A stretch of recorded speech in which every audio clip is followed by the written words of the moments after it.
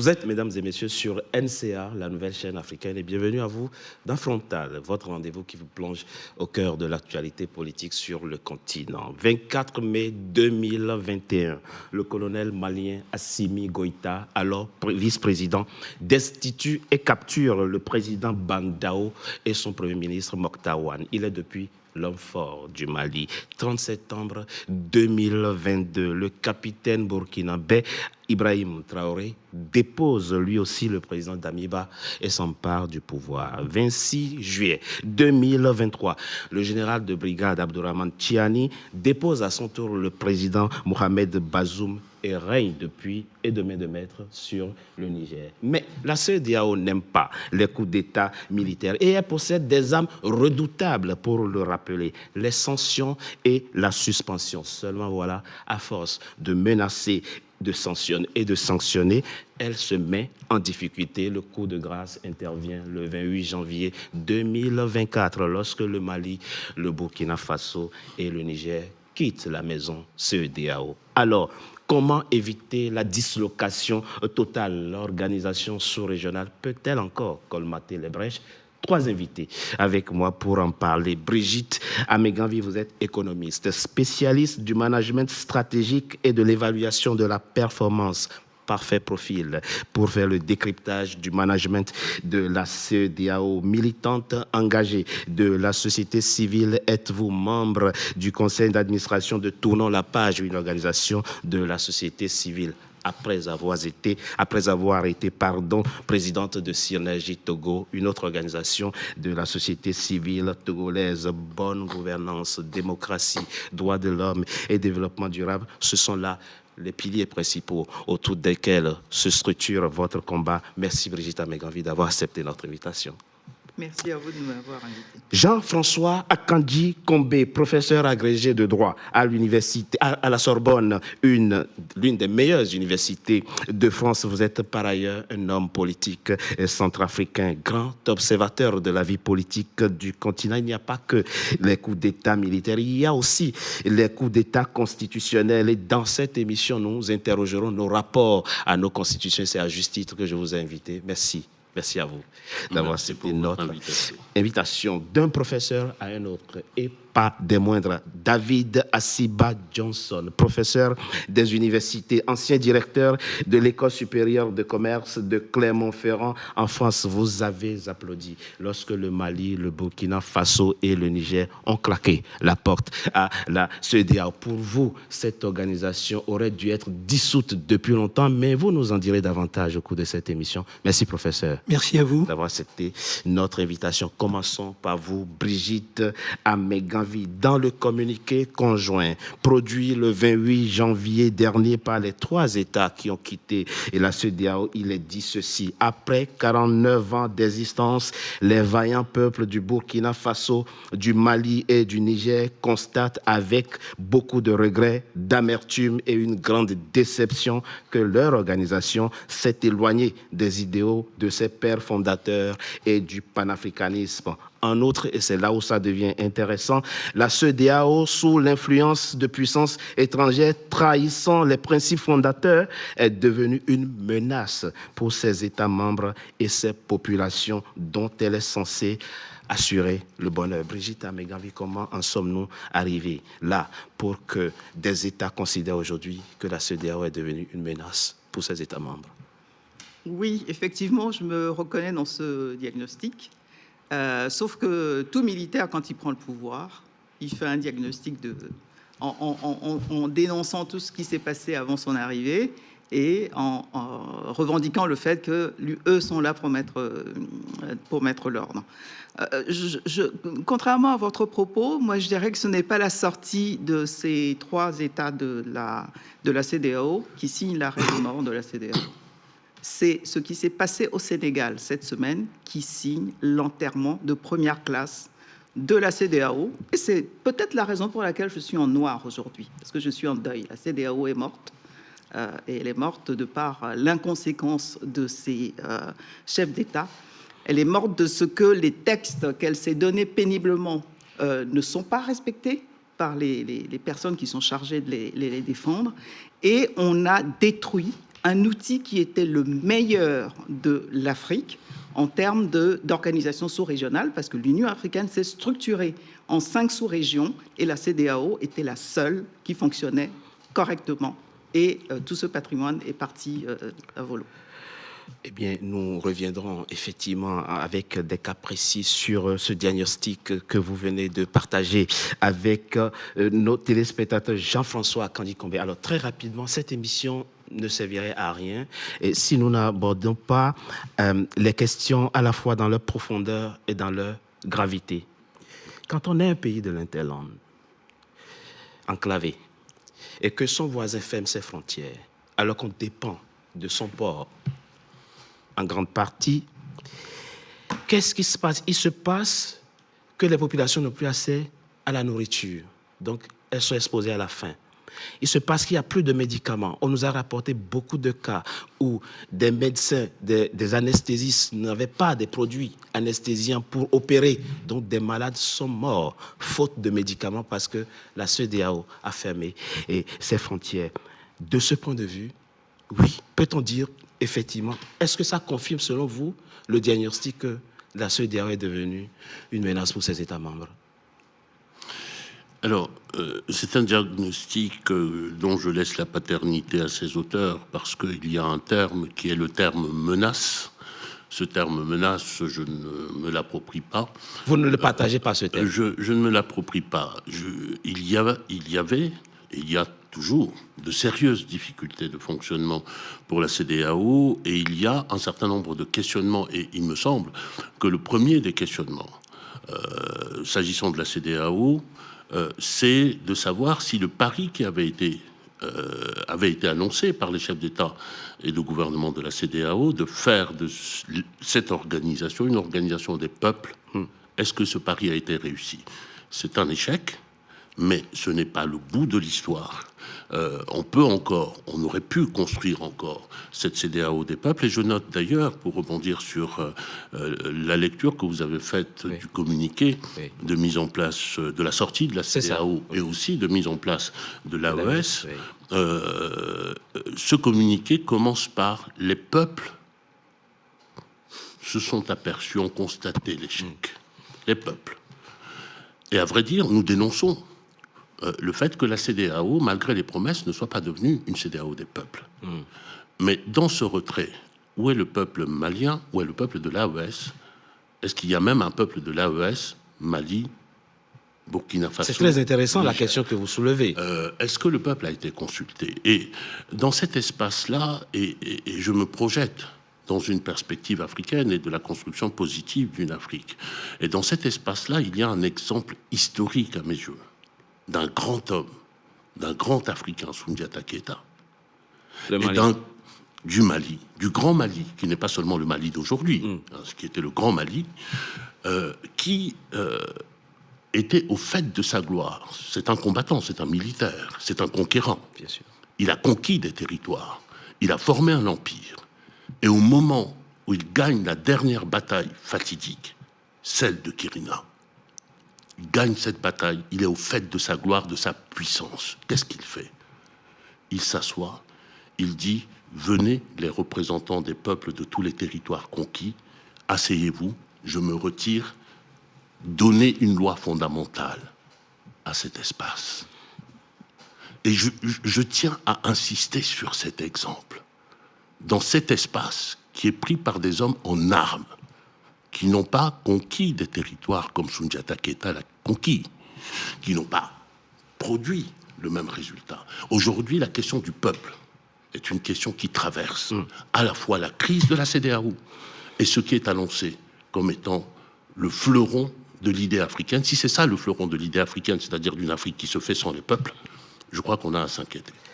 Alors, c'est très intéressant, la référence historique que vous venez d'évoquer, et ça met en balance la question de la légitimité de ceux qui, aujourd'hui, ont pris le règne de cette nouvelle alliance qui est née. Et ça nuance aussi le diagnostic de la CEDEAO puisque vous ne semblez pas partager le thème menace utilisé dans ce communiqué et validé par Madame Amegavi David Asiba Johnson. Je l'ai dit dans mon mot introductif, pour vous, la CEDEAO aurait dû être dissoute depuis longtemps. Mais quand on a fini de faire le diagnostic que nous venons de partager, David Asiba Johnson, il n'y a que quand il y a une organisation, il y a des règles, et les règles, il faut les respecter. Oui, mais ce qu'il faut voir, en fait, je ne suis pas un va-t-en-guerre, en fait. Quand je dis la dissolution, Oui, bien sûr. il faut bien comprendre de quoi il s'agit. Alors, on va procéder un peu techniquement, c'est-à-dire que vous avez des acteurs, c'est l'analyse des acteurs. Vous avez des acteurs. Ceux qui composent la CEDEAO, ce sont des acteurs, d'accord? Et ces acteurs ont des préférences. Hein. Alors, les préférences, il faut pouvoir les révéler. Bon, après, maintenant, quand vous procédez à une analyse stratégique et que vous regardez comment les acteurs se comportent selon les intérêts des uns et des autres, vous vous trouvez dans des situations de conflit. Oui. Et qui sont des situations de conflit, qui parfois peuvent rappeler le dilemme du prisonnier, c'est-à-dire, dans le cas du dilemme prisonnier, il y a quelqu'un qui a assassiné, 2 personnes ont assassiné quelqu'un, et ben, on dit soit vous dénoncez, soit vous restez ensemble. Oui. Bon, alors si l'un décide de dénoncer, il aura sa peine minorée, et l'autre ira plus en prison. Ah bon, alors quelle est l'attitude des uns et des autres?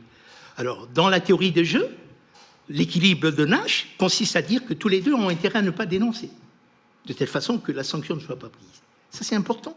Oui. C'est important en termes de jeu, je parle de jeu, puisque je parle d'analyse stratégique. Mais alors, ce qui me paraît également important, c'est que il y a des règles qui ont été définies. C'est ça. Et ces règles qui ont été définies, alors soit on les viole, parce que pour des raisons qui sont spécifiques, mais le pire, c'est que lorsque ces règles ne sont même pas définies, on va faire appel à des règles non définies qu'on va mettre en application. C'est ce que je... Vous parlez des sanctions. Oui, des sanctions. Parce que c'est aucunement écrit. Oui. Alors, maintenant, ça nous amène... Et c'est aucunement écrit, on peut ne pas être d'accord. Ah non, moi je n'ai pas d'avis On parle sur... de la CEDEAO des Oui. peuples, qui leur donne le droit, effectivement, de sanctionner le peuple afin de ne pouvoir accéder essentiellement aux biens les plus élémentaires. Mais la question des sanctions, ça vient après. Pour vous, les règles sont violées par tout le monde. Mais bien sûr que les règles sont violées par tout le monde. Et ensuite aussi, je vais même beaucoup plus loin. Ça ne relevait pas de la compétence de la CEDEAO de sanctionner. D'accord. C'était pas de sa compétence. C'est écrit nulle part. C'est écrit nulle part. Il faut en être conscient. Vous voyez ? C'est-à-dire que... Mais le principe même de l'existence d'une règle, c'est quoi? C'est que quand vous ne la respectez pas, il y a une sanction. Il y a une sanction par rapport à... Ah, moi, je ne sais pas, mais quand les règles existent, Oui, c'est qu'elles doivent être respectées. nous sommes d'accord. À défaut, Oui. elles sont sanctionnées. C'est sanctionné, la violation. La question fondamentale aujourd'hui est de savoir est-ce que l'AES avait intérêt à rester dans le cadre de la CEDEAO. C'est ça le problème. L'AES, à mon avis, n'a aucun intérêt. Elle n'a aucun intérêt pour quelle raison? Pour la raison qui est relativement simple. C'est comme si, je vais faire appel à une métonymie, vous demandez à quelqu'un, à une entité ou une personne qui a été violée, d'aller retourner vivre avec son violeur. Mais c'est inadmissible. Ah, c'est comme ça que vous voyez la Bien chose. sûr que c'est comme ça que je le vois. D'accord, très bien. C'est d'une C'est- évidence totale.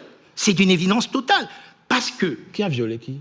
mais en ne donnant pas l'accès, en bloquant les revenus du Mali, Ah, en des bloquant sanctions. les Vous parlez des revenus... sanctions, très bien. Mais bien sûr que c'est un viol. Alors, on reviendra approfondir Bien ce sûr. point-là. Brigitte Améga, vous avez dit quelque chose de très intéressant tout à l'heure, parlant notamment du Sénégal, et vous dites que vous êtes en deuil. Quand on prend le cas spécifique du Sénégal, qu'est-ce que vous attendiez, vous auriez attendu de la CEDEAO? Qu'est-ce qu'elle aurait dû faire? Elle a produit 2 communiqués, et je rappelle. Un, le 3 février, où elle s'est dit inquiète, où elle dit ses inquiétudes par rapport à la situation. Puis 3 jours après, un deuxième communiqué, le 6 février, où elle ordonne, en tout cas demande au Sénégal de revenir au calendrier électoral initial. Ouais, je me serais attendu à ce que la CEDEAO respecte ses textes. C'est tout, ni plus, ni moins. Elle ne les avait déjà pas respectées dans le cas du Mali et du Niger, puisque les sanctions qui ont été appliquées ne font pas partie du dispositif de sanctions de la CEDEAO.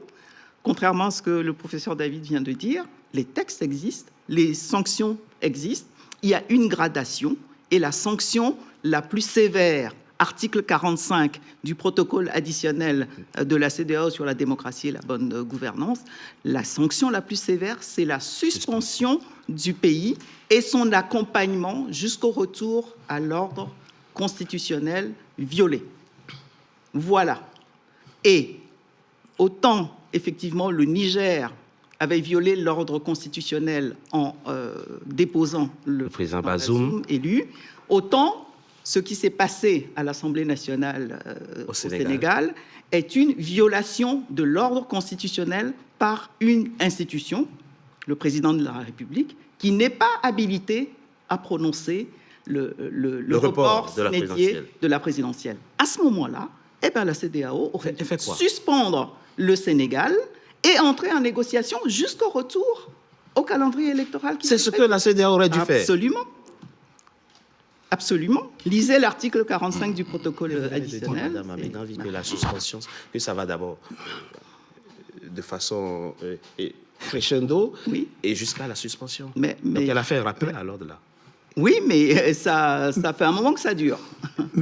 Mais suspension ne signifie pas asphyxie économique. Oui, c'est bien ce dont on parle. Le reste, mais c'est bien ce que j'ai dit. Les sanctions économiques n'existent nulle part dans les textes de la CEDEAO. Je suis focalisé. Il existe un vague traité, un acte supplémentaire sur les sanctions contre les membres qui ne respectent pas leurs sanctions, leurs obligations vis-à-vis de la CEDEAO, mais ce sont des sanctions individuelles, pas des sanctions comme... Des sanctions ciblées. Oui, ce sont des sanctions ciblées. Qui concernent quelques acteurs. Jean-François Akandi Kombe. Alors, c'est là où la question devient complexe. Les règles existent. Madame Améganvi nous dit la CEDEAO ne respecte pas. Elle-même ne respecte pas. Bon, alors, quand on dit la CEDEAO, en même temps, on est en train de parler des États qui la composent. Quelle analyse faites-vous de la notion de l'application des sanctions, selon vous, à partir du moment où la règle établie est violée? Que faut-il faire? Alors, je pense qu'il faut commencer par le commencement et commencer par ce qui, à mes yeux, et je l'enseigne ainsi dans les amphithéâtres des différentes facultés où j'enseigne, ici à Paris 1 Panthéon-Sorbonne, mais aussi à l'Université de Lomé, où je donne des cours de droit communautaires africains, il y a une innovation que la CEDEAO était la seule à porter, qui était à travers le protocole que Madame vient de citer, et que l'on nommait la convergence constitutionnelle. L'idée, c'était que à cette communauté économique, qui ressemble à toutes les autres communautés économiques, cette intégration économique, il faut donner une âme et donner un projet politique. Un projet politique qui repose sur des valeurs. Et ces valeurs ont été décrites dans le protocole en question comme des valeurs de la démocratie avec, bon, le protocole est assez fourni, avec un certain nombre de points: protection des droits fondamentaux, respect des règles démocratiques, des élections, etc., etc. C'est le commencement du commencement. Et il me semble que l'Afrique a été innovatrice à travers la CEDEAO. Par cela, même l'Union européenne n'y est pas arrivée. Même l'Organisation des États américains n'y est pas encore arrivée. À cette idée que pour pouvoir porter le bonheur économique des peuples, il faut lui donner une direction politique. Et donc, les sanctions sont adossées à cela. Et j'entends bien, et je pense qu'il y a une vraie discussion sur la pertinence des sanctions qui sont prévues par le protocole. Il y a, sur le plan du droit, deux éléments qu'il faut prendre en compte. Il y a des sanctions qui ont été énoncées. Il y a d'abord un principe qui est qu'à chaque fois que ces principes majeurs sont violés, la conférence des chefs d'État et de gouvernement peut prononcer des sanctions, et il y a quelques sanctions qui ont été, comme Madame l'a rappelé très justement tout à l'heure, énoncées de manière graduée. Mais ce que l'on oublie aussi, et c'est le deuxième fait, c'est que le protocole donne un pouvoir d'appréciation de sanctions à la conférence des chefs d'État et de gouvernement. Et que, par ailleurs, il ne faut pas être sans rétroviseur.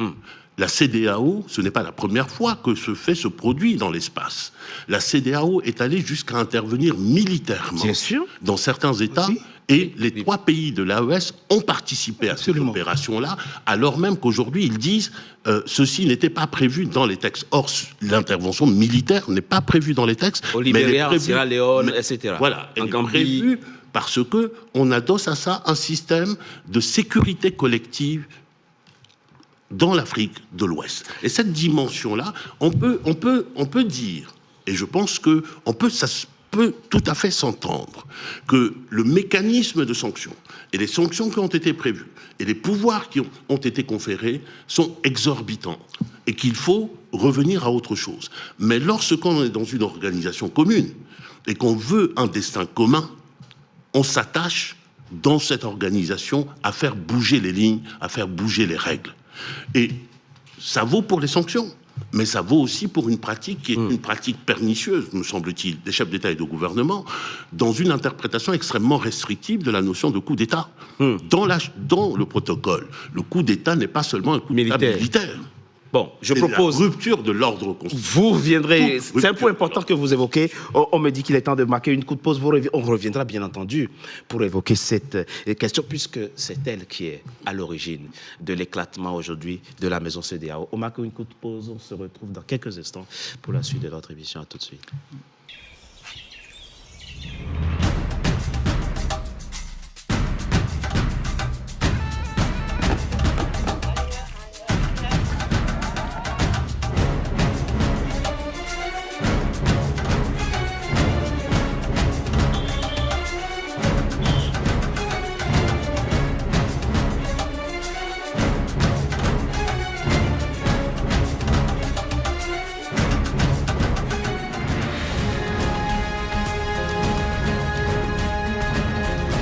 NCA, la nouvelle chaîne africaine. Deuxième partie de Frontal, le numéro de ce jour est consacré au décryptage du fonctionnement de la CEDEAO, la communauté économique des États de l'Afrique de l'Ouest, une communauté qui vient de perdre 3 de ses membres. Professeur Johnson, pour vous, personne, aucun État de la CEDEAO ne respecte les règles de la CEDEAO. C'est ce qui explique aujourd'hui ce 2 poids, 2 mesures que vous constatez et dénoncez. Oui, mon collègue a dit quelque chose qui me paraît fondamental, c'est par rapport aux institutions. Oui. Et il a mis en évidence que les institutions sont fondées sur des règles, etc. Mais se pose le problème, effectivement, de la rédaction qui est liée à ces règles. C'est important. Si l'institution est mal architecturée, il y a des failles qui sont directement manifestes et qui aboutissent à des situations d'impasse. Absolument, il faut en tenir compte. Bon, après, maintenant, lorsqu'on dit que c'est la CEDEAO des peuples, Oui. et un chef d'État récemment a dit, c'est celui du Bénin, qui a annoncé qu'ils sont allés trop loin, puisque le peuple béninois, lui a spécifié qu'il n'était pas d'accord contre l'exécution de ces sanctions. D'accord avec l'exécution, vous Oui. voulez dire. Des sanctions prises contre le Niger. Oui, contre le Niger. Il dit que son peuple lui a dit non. Mais il a dit, vous me dites non, néanmoins, je vais le faire. Donc, ce qui nous amène à dire... Bon, son peuple lui a dit non, il n'a pas consulté le Mais peuple. certes, Des Béninois lui ont parlé. Ne continuons pas. Oui. C'est pas l'objet du débat. Oui, pas de problème. L'objet du débat, c'est de dire réellement, ceux qui appartiennent à cette organisation, ont-ils la marge de manœuvre? Ont-ils ce que j'appellerais la maîtrise de l'emploi des moyens? C'est ça la question fondamentale. Après, maintenant, vous savez, s'il y a des failles, ces failles, eh ben, la preuve, c'est que, comme... Quelles failles identifiez-vous de façon concrète? les- Quelles sont les failles que vous avez identifiées et Non, qui plombent, selon vous, là? J'étais en train de rebondir sur l'observation qu'avait faite Oui. mon collègue. Oui. J'ai dit que tout simplement, si nous nous retrouvons dans cette situation-là, Oui. c'est parce qu'il y avait des failles ou bien l'architecture, en fait, du texte n'a pas été correctement. Justement, les garde-fous n'étaient pas là. Bon, mais parce que, en fait, en réalité, vous avez la Constitution, mais au-delà de la Constitution, vous avez Il y un a problème de l'éthique. L'éthique est au-dessus de la Constitution. Oui. Il faut le savoir, ça. Oui. D'accord? Comme je le dis, en fait, l'éthique est le point focal qui met en exergue les règles, les devoirs auxquels les hommes doivent tous obéissance. C'est ça l'éthique. Oui, mais elle précède l'élaboration de la règle. Et dès lors que la règle elle est établie, on considère qu'elle prend en compte les exigences liées à l'éthique et à la morale. Pas forcément. Ah, pas forcément. C'est-à-dire, non, mais pas forcément. La preuve, c'est que lorsqu'il y a viol ou désobéissance des règles, c'est qu'on ne respecte pas l'éthique. Ah, vous parlez notamment de la fermeture des frontières qui prive un peuple de la circulation des biens de consommation. Entre autres, et le fait que Macky Sall n'ait pas respecté la Constitution. Oui. Quand il ne respecte pas la Constitution, en fait, c'est une éthique qui lui permet, il ne respecte pas l'éthique par rapport à la Constitution. Il y a une Constitution qui est là, nous devons la respecter, il la viole, n'est-ce pas? C'est d'abord un problème d'éthique. Madame Brigitte Ameganvi, nous aurions tort de simplifier à l'essai la problématique. La question n'est pas simple. Selon vous, comment a été réglée la question des souverainetés? Qu'est-ce qui a été véritablement négocié? À partir de quand est-ce que la CEDEAO doit intervenir et où commence l'exercice de la souveraineté des États membres? Alors, moi, je partirais d'un principe, c'est qu'il n'y a pas de faille, d'abord. Il n'y a pas de faille, d'autant plus que ce qui a été fait l'a été au nom d'un principe. On parle de protocole additionnel. C'est ça. Mais protocole additionnel à quoi? C'est un additionnel au protocole de 1999, décembre 1999, qui s'appelle « Protocole relatif aux mécanismes de prévention, de gestion, de règlement des conflits, de maintien de la paix et de la sécurité ». Oui. Et c'est donc à ce titre-là que lorsque il y a guerre, conflit civil, etc., comme c'était le cas au Libéria, etc., la CEDEAO intervient militairement. Bien sûr. Mais en revanche, lorsqu'on n'est pas encore dans ce cas de figure, c'est la partie civile du protocole qui s'applique, toujours dans cet objectif de prévention, et c'est la raison pour laquelle la CEDEAO a défini des règles démocratiques, parce que ces règles-là ont été jugées comme étant les seules en mesure de prévenir les conflits. Voilà, donc à partir de ce moment-là, regardons un peu ce qui s'est passé au Togo en 2005. En février 2005. En février 2005, c'est réellement l'anniversaire là, de cette page douloureuse du Togo, lorsque Faure Gnassingbé a été imposé au pouvoir par un groupe de militaires au décès de son père. Oui, vous l'avez dit en introduction, la CEDEAO n'aime pas les coups d'État. Donc la CEDEAO est intervenue en disant non, on n'accepte pas un coup d'État militaire, donc il faudrait que vous reculiez. Et donc le pays a été suspendu conformément au protocole. Et c'est ce protocole-là et celui-là seulement qui a été cité pour justifier l'action de la CEDEAO. Mais lorsque les militaires ont reculé, qu'est-ce qui s'est passé? Il y a eu un coup d'État constitutionnel. Parce qu'il y a eu un mercenaire français, Charles Debache, qui a été extrait d'un hôtel au Bénin, ça peu de gens le savent, hôtel où il était descendu la veille avec le président de l'Assemblée nationale qui devait assurer la transition. Fambaré Nachaba. Et au petit matin, le lendemain, après le petit déjeuner, il y a un avion militaire qui est venu extraire Charles Debache et qui a laissé Fambaré Nachaba à Cotonou. Et Charles Debache a convoqué une session extraordinaire de l'Assemblée nationale. Et donc, ils ont constaté l'absence... La vacance du pouvoir. La vacance du pouvoir. Le dauphin constitutionnel est bloqué à Cotonou. Voilà.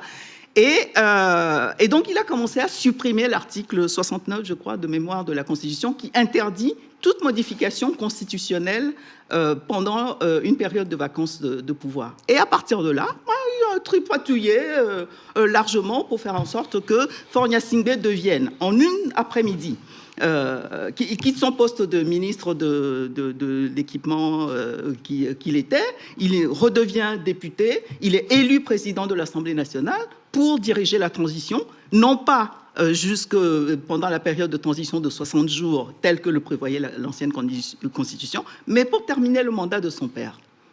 Oui, mais... Et la CEDEAO avait cautionné ça, et c'était Alpha Omar Konaré, qui était commissaire de l'Union africaine à l'époque, qui avait protesté. Il y a eu une interview très célèbre sur RFI, où il avait dénoncé les mercenaires en col blanc, et en fait, l'espèce de gouvernement de putschistes a fait semblant de reculer, et la CEDEAO a cautionné l'élection frauduleuse, un coup d'État électoral qui a maintenu, qui a replacé Faure Gnassingbé au pouvoir, et il y est toujours aujourd'hui. Madame Alors, Améganvi, comment, moi j'estime le que... cas est intéressant, Oui. au regard de la question que j'ai posée. Oui.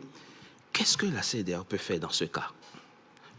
Ma question était comment on règle la question des souverainetés nationales. À partir de quand est-ce que la CEDEAO peut dire ce qui se passe là, ce n'est plus seulement une question nationale, il faut que j'intervienne? À partir du moment où on appartient à une organisation régionale, Oui, on renonce à une partie de sa souveraineté. c'est vrai. Et on renonce à cette partie de sa souveraineté au profit des règles communes, des règles vivre ensemble qu'on s'est fixées.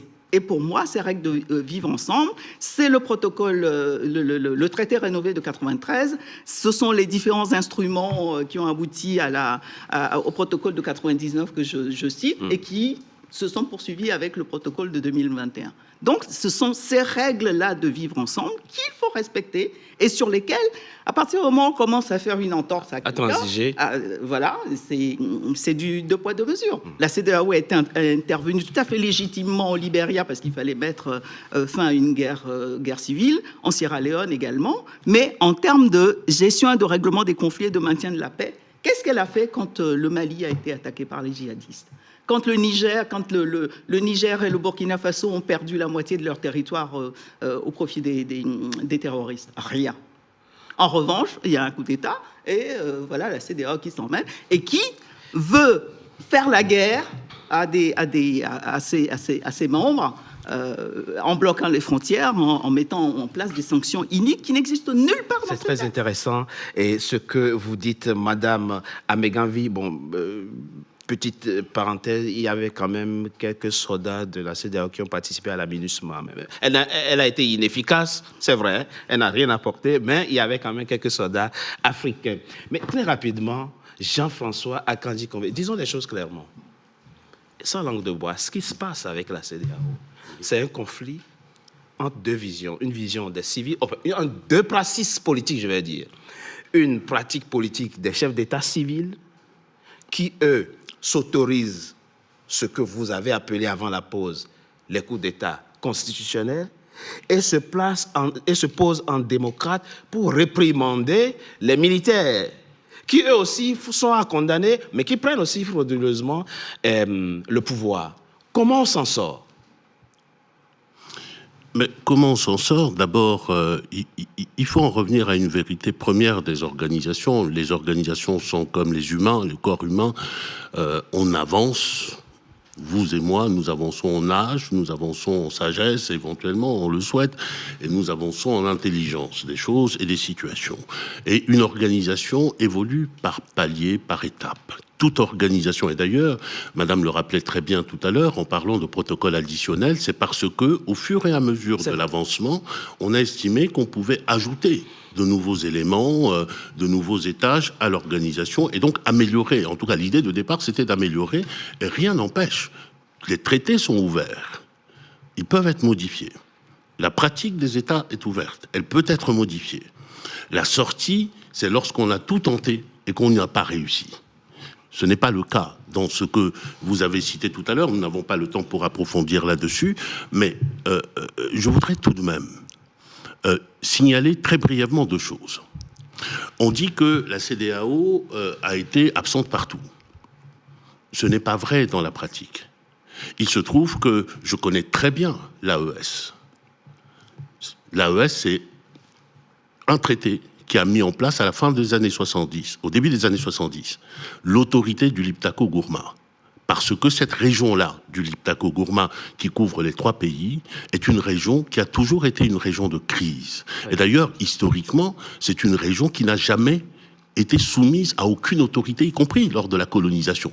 Ils ont toujours été actifs. Oui. Et l'autorité du Liptako-Gourma était censée réaliser l'intégration économique, la sécurisation de ce territoire, qui est commun aux trois pays, etc. Mais la chose que l'on oublie, c'est que dès le départ, la CEDEAO existait auparavant. Dès le départ, et dans le traité révisé de cette AES, oui, c'est-à-dire de l'autorité du Liptako-Gourma, oui, il y a un article, je ne vais pas être très technique ici, qui prévoit une coopération avec la CEDEAO. Et dans tous les projets qui ont été mis en œuvre, oui, financièrement, c'était la CEDEAO qui était là. Les projets d'infrastructure, les projets de... Donc, il ne faut pas jeter le bébé avec l'eau du bain. La deuxième chose que je voudrais signaler... Oui, mais n'oubliez pas la question des coups d'État. Oui, c'est très important. Je vais y venir. La deuxième chose que je voudrais souligner ici, c'est que j'ai dit tout à l'heure que je partageais ce diagnostic qui consistait à reprocher à la CEDEAO de ne pas avoir fait encore la CEDEAO des peuples. Oui. Oui. Mais, palier par palier, aujourd'hui, il y a un élément de la CEDEAO des peuples qui est une réalité. C'est la CEDEAO des citoyens justiciables qui peuvent aller devant la Cour de justice de la CEDEAO. Je prendrai juste un exemple. Oui. Lorsqu'il y a eu le problème du déversement du pétrole, oui, venant du Nigeria sur le Niger, oui, avec les conséquences que cela a pour les populations, oui, on a saisi qui? Les citoyens, les communautés ont saisi qui? Ils ont saisi la Cour de justice de la CEDEAO. C'est la Cour de justice de la CEDEAO qui est, depuis, à partir de ces protocoles, protectrice de tous les droits fondamentaux des peuples, des citoyens de cette zone, qui peuvent le saisir, même lorsque leur juridiction nationale ne veulent pas, ils peuvent saisir. C'est comme cela que la Cour de justice de la CEDEAO a rendu une décision pour faire droit aux populations nigériennes, qui font aujourd'hui partie de l'AES, et pour que ces populations puissent être indemnisées. Donc, on retient ça comme avancé. Donc, il y a des avancées. Bien sûr, on retient ça comme avancé. Donc, mais pour revenir à la question des coups d'État, mais je ne peux que constater avec les autres qu'il y a une politique du 2 poids 2 mesures. Et c'est ça qui tue aujourd'hui l'organisation, parce que il y a une sorte de kyste, avec un paradoxe. Avec un paradoxe. Aujourd'hui, il y a un certain nombre d'entre nous qui disent, regardez, Macky Sall a fait ceci, donc la CEDEAO ne doit plus exister. Parce qu'il a violé, il a procédé à une rupture de l'ordre constitutionnel, et donc il a violé le principe démocratique. Donc, CEDEAO doit mourir. Mais de l'autre côté, on dit, la CEDEAO doit mourir. Pourquoi? Parce que nous avons provoqué une rupture de l'ordre constitutionnel et que la CEDEAO a osé intervenir. Donc, vous voyez un peu, c'est deux choses qui participent à la contradiction dans la zone. Il est vrai qu'il faut transformer les règles, je le réitère ici, et ceci ne se fera pas seulement par les institutions, parce que derrière les institutions, il y a des hommes qui sont des chefs d'État, et le reproche qu'on fait à la CEDEAO habituellement, c'est d'être un club de chefs d'État. Un club d'amis, un club de chefs d'État. Aujourd'hui, il appartient au peuple de la CEDEAO de pouvoir se mobiliser pour construire concrètement cette CEDEAO des peuples, à travers non seulement des traités, mais en étant, je dirais, exigeants avec leurs propres gouvernants, parce que ce que Madame a dit tout à l'heure, nous savons très bien que c'est notre talon d'Achille en Afrique pour construire la dynamique africaine et l'Union africaine, c'est que personne ne veut procéder à un transfert de souveraineté, c'est-à-dire au transfert du pouvoir qu'il veut absolu dans son pays, chaque président. Et donc nous construisons des artifices d'organisation sans transfert de souveraineté, avec des textes qui sont beaux, mais qui n'ont pas les chances de se concrétiser. Parce que les décisions, entre autres, des juridictions ne sont pas non plus... Et j'ajoute juste un élément qui est que moi, je viens d'Afrique centrale, vous savez très bien, je suis centrafricain, et donc nous, c'est avec un grand regret que nous voyons ce qui est en train de se passer, parce qu'en Afrique centrale, notre horizon de rêve, c'était ce qui se passait à la CEDEAO. Très rapidement, professeur Johnson, avant qu'on ne marque une pause, on me rappelle qu'on doit marquer la pause. Mon collègue vient me donner des arguments qui m'amènent à prouver qu'il faut la dislocation de la CEDEAO, à travers ce qu'il vient de démontrer.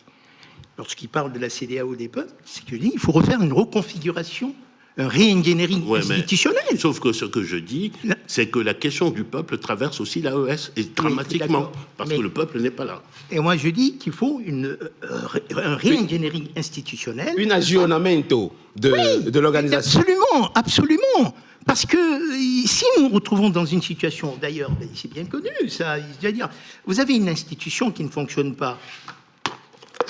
Lorsque vous avez une institution qui ne fonctionne pas, et puis là-dessus, Madame a mis envie, je vais utiliser un terme de management. Vous avez une activité qui est un poids mort.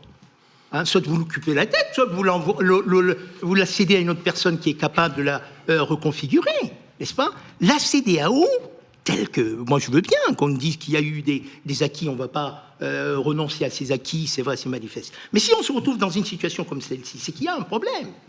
Et ce problème-là, c'est-à-dire que les problèmes, la situation qu'a vécu le Mali pour aboutir à un coup d'État n'est pas isomorphe, identique à celle du Burkina Faso et qui n'a rien à voir avec celle du Niger. Donc vous voyez que les problèmes sont des problèmes disparates et on veut appliquer une règle homogène à des situations disparates. C'est marcher sur la tête. On se retrouve dans quelques instants pour la troisième et dernière partie de notre émission. À tout de suite.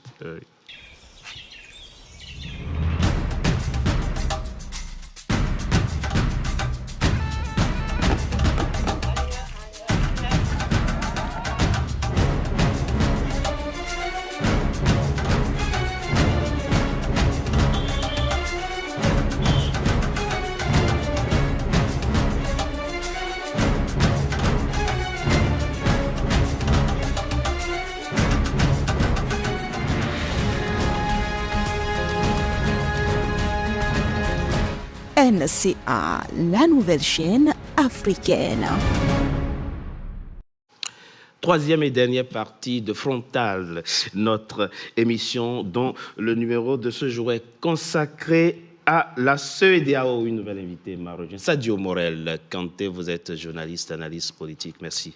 Merci de nous avoir rejoints pour faire le décryptage de la CEDEAO qui se trouve aujourd'hui dans la tourmente. Et précisément avant que le professeur ne nous fasse son analyse, comme vous venez de nous rejoindre, quel regard portez-vous sur la difficile situation que vit la CEDEAO qui vient de perdre 3 de ses membres?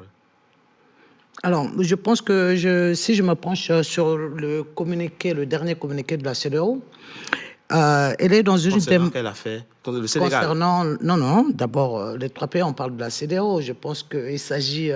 je parle du retrait. Ah, le communiqué du 28 janvier. Du 28 janvier 2024. Voilà. OK. Concernant cela, je pense que le communiqué, en réaction au communiqué conjoint des États du Sahel, c'est ça. Voilà, je pense qu'elle est dans une démarche diplomatique d'accompagnement avant de procéder au divorce, comme ça a été le cas avec la Mauritanie lorsqu'il y a, donc il y a une période de diplomatique qui s'avère, parce que la CEDEAO, je pense que normalement, elle a un penchant beaucoup plus diplomatique que conflictuel. Alors, lorsque, à un moment, la Commission a dit que les chefs d'État ont exposé des raisons de leur retrait, la première fois, c'est la perception d'un éloignement de la CEDEAO des idéaux des panafricains, des pères fondateurs. Alors ça m'a beaucoup interpellé parce que je ne peux pas comprendre que ce sont des gens qui ont fait un coup d'État, un crime imprescriptible dans leur propre constitution, qui ont reçu des sanctions, que je vais vous dire, lorsqu'on me dit que les sanctions économiques et consorts ne sont pas prévues par la CEDEAO, ce n'est pas vrai, parce que il y a le protocole additionnel. Bien sûr. Le traité de Cotonou dit à un moment qu'il convient de souligner que le propre de la règle de droit est d'être une règle sanctionnée par l'autorité.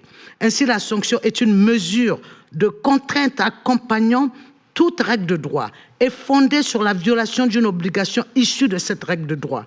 Dans le droit communautaire de la CEDEAO, les sanctions aux violations des obligations conventionnelles des États membres procèdent à la fois de l'autorité politique et de la communauté. Donc la conférence des chefs d'État décide, après que la Cour de justice de la CEDEAO s'est prononcée, des sanctions juridictionnelles peuvent être entendues ici comme l'ensemble des mesures de réaction prises par la Cour, justement, est justifiée par les violations obligatoires. Ça veut dire que on nous dit ici que les chefs d'État, réunis en conférence des chefs d'État, justement, peuvent décider des mesures par rapport à la gravité de ce qui a eu. La question maintenant, c'est est-ce qu'elles sont efficaces?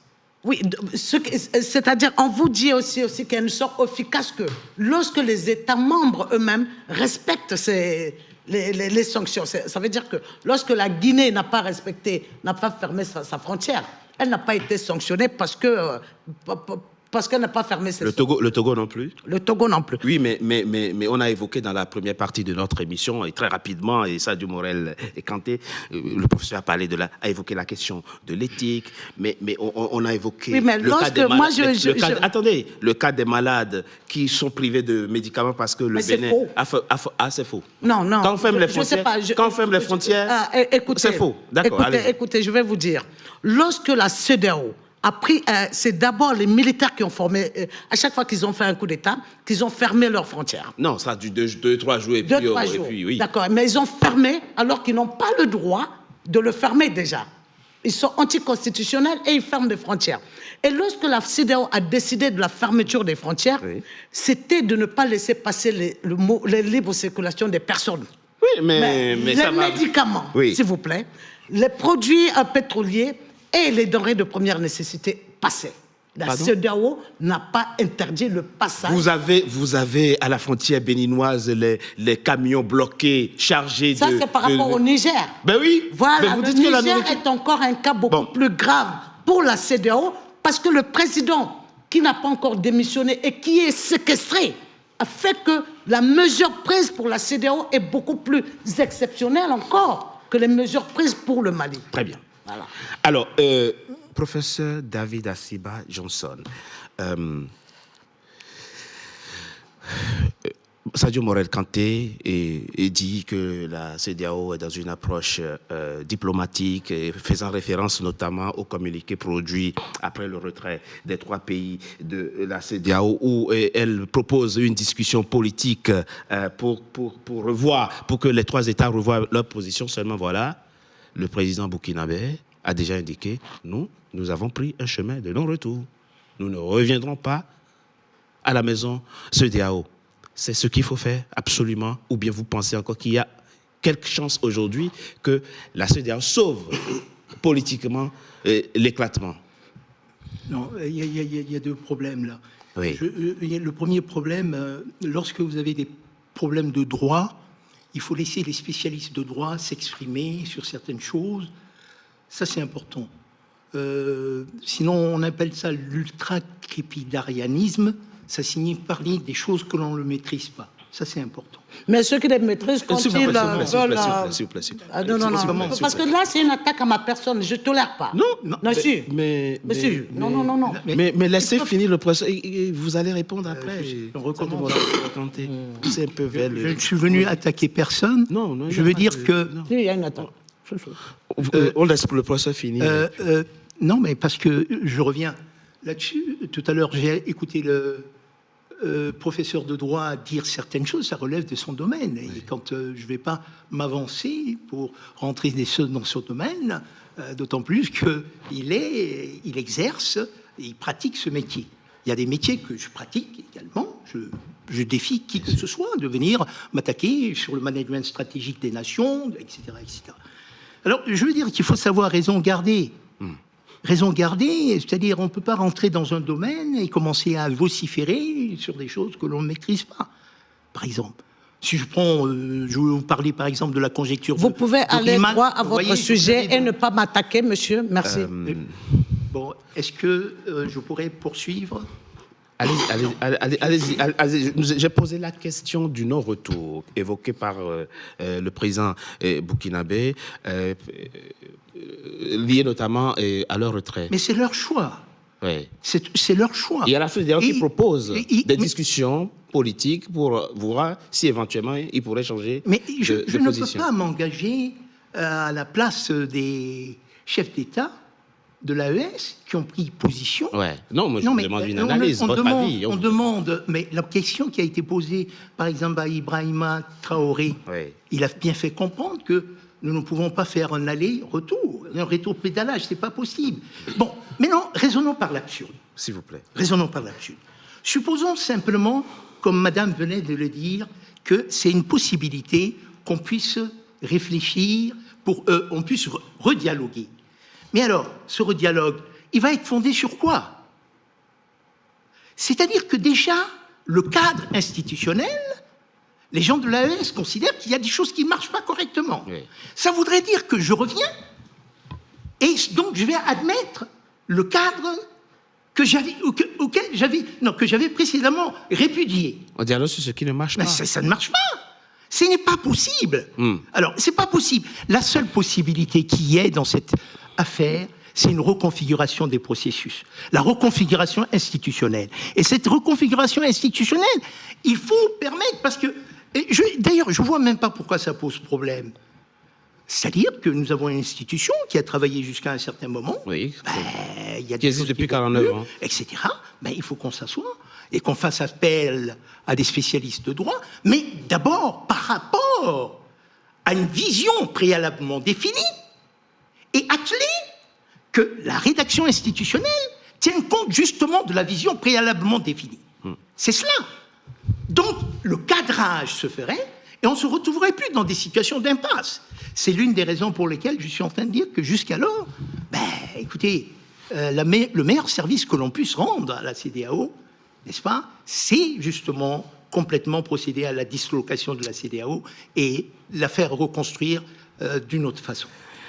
Alors, avant très rapidement de vous donner la parole, professeur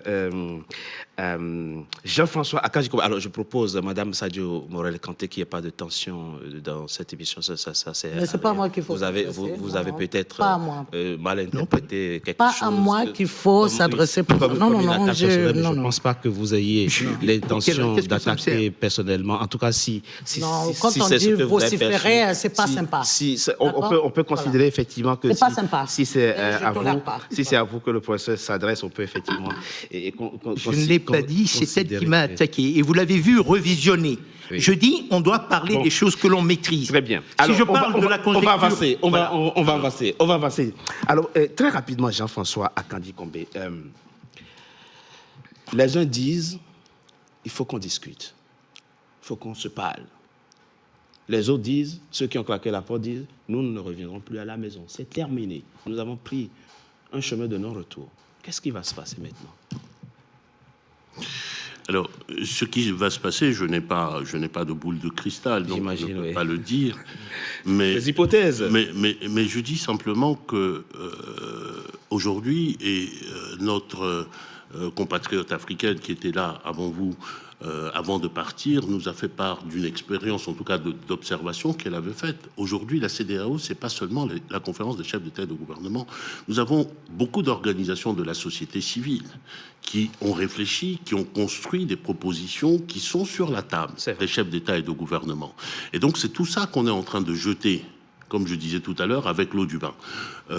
Et dans le même temps, je ne crois pas savoir que ceux qui disent qu'ils sortent, ceux qui ont décidé de sortir, enfin les chefs d'État qui ont décidé de sortir, ce ne sont pas les pays, ni les nations, ni les peuples, je le répète, les chefs d'État qui ont décidé de sortir, je ne crois pas savoir qu'ils aient soumis une quelconque proposition d'évolution des institutions. Il n'y a pas de proposition positive sur la table aujourd'hui. Aujourd'hui, ce qui m'inquiète, en particulier, c'est que derrière ce débat sur la pertinence de la CEDEAO, sur l'utilité de la CEDEAO, sur les bienfaits de la CEDEAO, avec évidemment des conclusions extrêmement négatives, derrière tout cela, c'est un écran de fumée pour masquer des volontés de se maintenir au pouvoir à vie, sans avoir à rendre compte à personne. Ça va de l'AES jusqu'au Sénégal. C'est intéressant si vous... Et c'est cela. Si vous ne circonscrivez pas la difficulté au niveau de l'AES. Parce que sinon, les questions dont nous sommes en train de parler peuvent être discutées sereinement. La réforme d'institutions peut être discutée sereinement. Je suis d'accord avec mon collègue.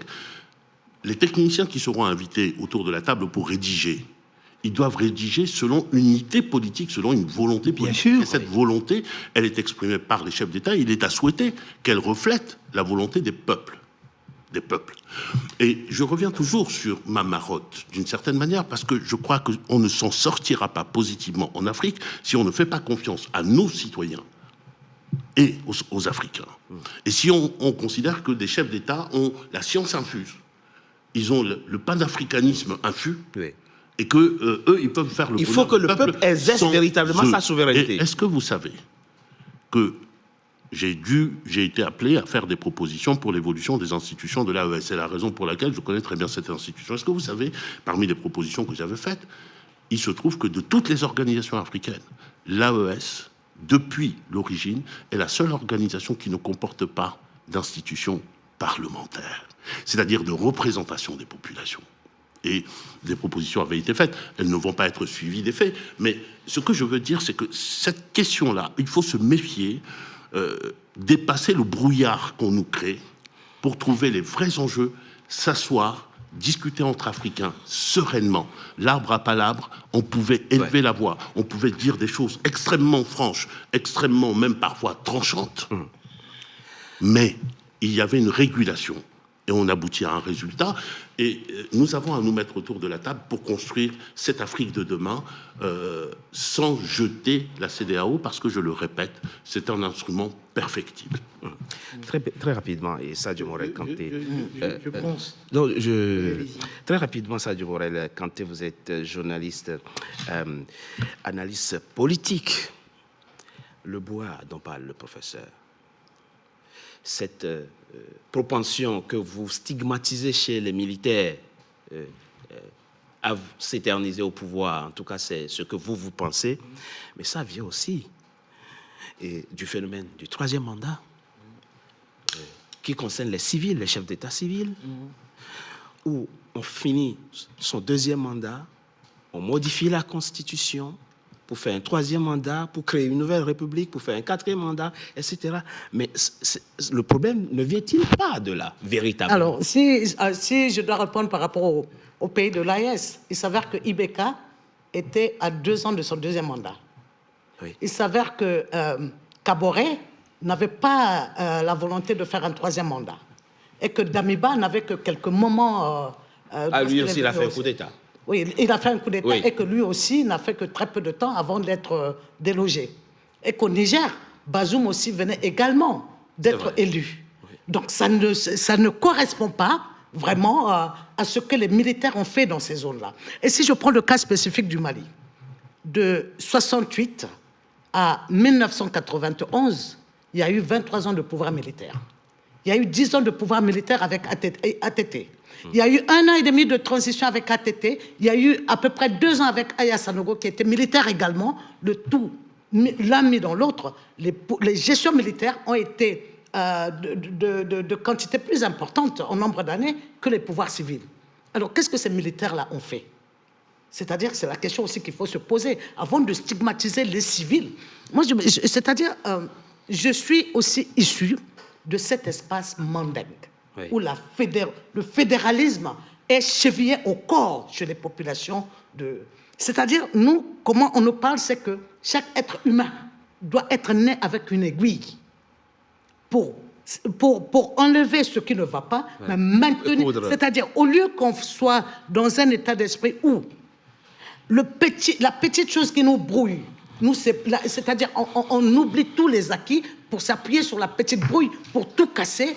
Moi, je ne connais pas cette mentalité dans les États de l'Afrique de l'Ouest. Et là où on fait aussi que les choses bougent un peu plus qu'en Afrique centrale, où on trouve des gens qui ont plus de 40 ans au pouvoir, qui ne font même pas, c'est-à-dire il n'y a même pas ni d'avancée sociale ni politique qu'on maintient au pouvoir, ou ce qu'on appelle les panafricanistes aujourd'hui, je ne sais pas où est-ce qu'ils puisent leurs ressources, n'attaquent jamais cela, mais viennent dans ces 3 pays-là, oui, exacerber. C'est-à-dire ce qui est, un instant, ce qui est le plus difficile, je crois, c'est ces jeunes-là qu'on est en train de formater dans le négatif.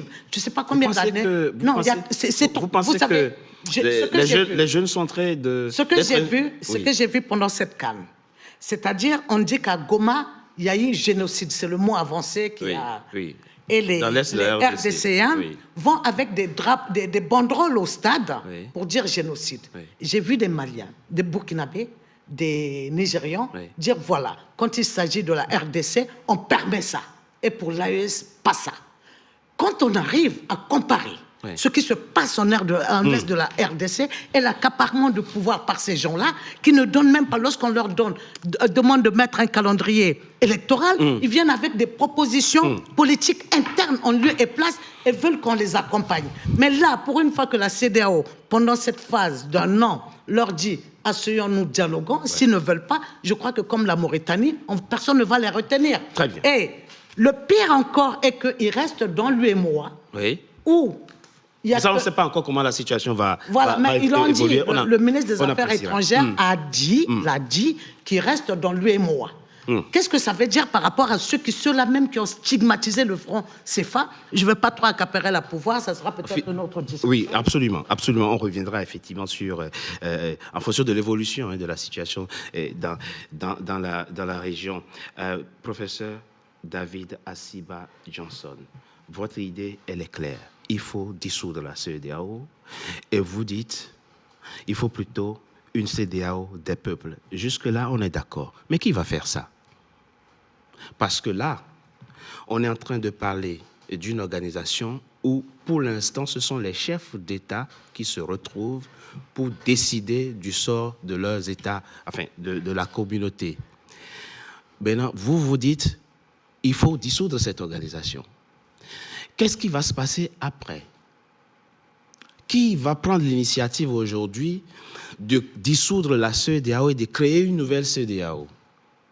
Non, c'est-à-dire que la question que vous me posez, en fait, c'est le modus operandi. Oui, c'est ça. Le modus operandi lié à la reconfiguration institutionnelle. Oui. Puisque vous parlez de dissolution. Oui, mais bien sûr. Oui. Allez-y, bien sûr. Je me fonde sur les propos de mon collègue qui, lorsqu'il avance en disant on veut une CEDEAO des peuples, etc. Oui. Donc ça veut dire qu'il faut consulter le peuple. Il faut consulter le peuple. Il y a le modus operandi doit partir du peuple. C'est pas du top-down. Hein? Sur quelle question? Comment? Sur quelle question? Mais pour qu'on comprenne le mécanisme que vous envisagez. Mais alors, comment la CEDEAO a été construite au départ? Ah, il n'y avait pas eu une consultation du peuple? Il n'y a pas eu une consultation du peuple. Non. Bon, alors, on ne va pas recommencer la même chose. S'il n'y a pas eu une consultation du peuple, on ne va pas recommencer la même chose. Nous disons, nous voulons une CEDEAO des peuples. Ouais. Donc, alors, justement, on peut définir un protocole, une architecture qui va définir une séance de travail préalable, qui va définir le modus operandi, qui va permettre de pouvoir avancer. Et on fait un référendum. D'abord, ce que vous êtes en train de dire, il faut en être conscient. C'est pas parce que dans le passé, on a construit quelque chose, qu'il faille justement reproduire cela. Non. Sûr, OK. Donc, nous avons vécu 49 ans avec une impossibilité, avec des hauts et des bas. Et donc, ce qui importe le plus aujourd'hui, c'est de dire de ne pas recommencer les mêmes erreurs, et c'est de prendre les bonnes décisions à l'intérieur, justement, de cette institution, pour pouvoir, justement, reconfigurer les choses, step by step, de manière graduelle, incrémentale. Donc, pour l'instant, si l'on dit qu'il faut battre la terre, il a été dit à l'instant qu'on a permis, effectivement, à la Mauritanie de s'en aller. Ça n'a pas donné créer un problème outre mesure, laissons les gens de l'AES s'en aller, et puis après, inscrivons-nous dans la démarche de la reconfiguration institutionnelle. Merci, professeur David Assiba Johnson, d'avoir accepté de participer à cette émission. Merci à vous également, professeur. Oui, j'aurais bien aimé juste dire un ou deux mots. Ce qui est en panne, c'est la CEDEAO politique. Oui. La CEDEAO des peuples, de la justice, a considérablement avancé, est une avancée.